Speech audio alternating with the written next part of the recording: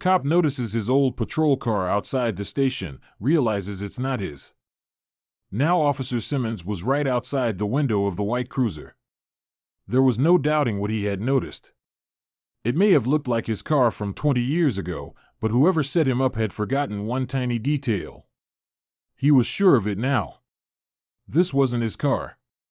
His keen detective's intuition screamed at him to look for clues, and that's what he found. But that's when he felt a hand grab his shoulder from behind.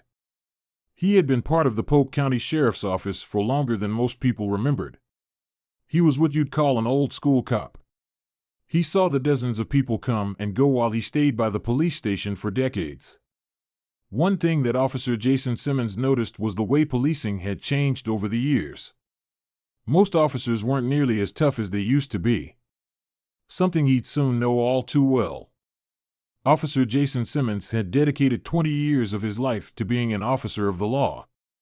The job came with a lot of difficulties, like risking his neck every day. His wife also lost a lot of sleep, wondering if her husband was all right.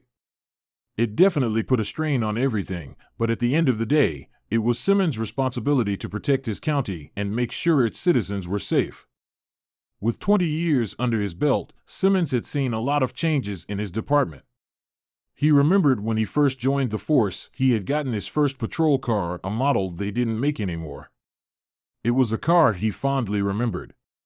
There was something special about his first service pistol, his first baton, and his first car. Simmons thought more about his old service car than he liked to admit. Most officers would jump at the chance of getting a new patrol car with 0 mileage and a pristine interior. After enough suspects sit in the back seats, the car doesn't smell the same. But despite all of this, he would trade his current patrol car for his original vehicle in a heartbeat. But he should have been careful what he wished for. Despite the age gap between Simmons and most of his colleagues, they were always on good terms. They were almost what you could call a family. The bond at the Polk County Sheriff's Office was a strong one. But all of that would change one day when his colleagues got a strange call. The looks on their faces showed that it was anything but normal. His colleagues relayed to him what the phone call was about. They said that there wasn't much info to go on, but it had something to do with a suspicious car. It had arrived anonymously at the front of the station. They told him that they wanted him to take the lead and investigate the car. But why had they chosen him? Soon, he would find out. Simmons descended the stairs that led to the front lobby of their police station. He was reluctant to walk out of the air-conditioned out into the hot Florida sun, but duty called just like it always did. He walked out into the hot air of the tar parking lot. He had to walk 10 meters round the corner where the car was. But once he saw it, his jaw dropped open. Simmons couldn't believe it. It was his old cruiser from 20 years ago.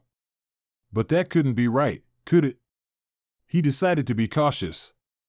He never knew who could be out to get him. Being a cop meant you made a lot of enemies. He slowly approached the car and looked around the car and examined the fenders, the bumpers, and the doors.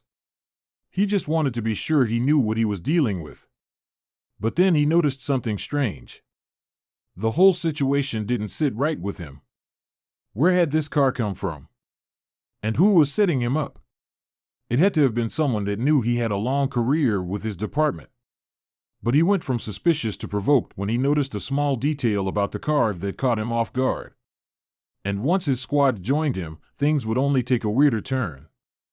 Simmons deducted that the car wasn't his because of a small detail that had been neglected.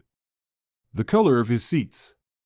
Sure, they could have been reupholstered, but his intuition as a police officer told him he was right. Just as he smiled with satisfaction, he felt a cold hand on his shoulder from behind. He spun to face whoever had ambushed him, but it was just his squad from the precinct. And what they told him would change his life forever. The officer that grabbed his shoulder said, "Whoa, there. Do you like the car? The whole precinct chipped in to get you the exact model you had 20 years ago. We know how special it was to you. You can never stop talking about it." The gears in Simmons' head started turning. Then it clicked. This car was for him. He couldn't believe that his colleagues would do such a kind and thoughtful thing. The chief of the precinct must have let them know how much the car meant to him. But then Simmons did something that only his wife had ever seen. He broke down and started crying. It had caught him completely off guard. The car was beautiful, and it looked just like his old one. The gesture made it feel so much more special.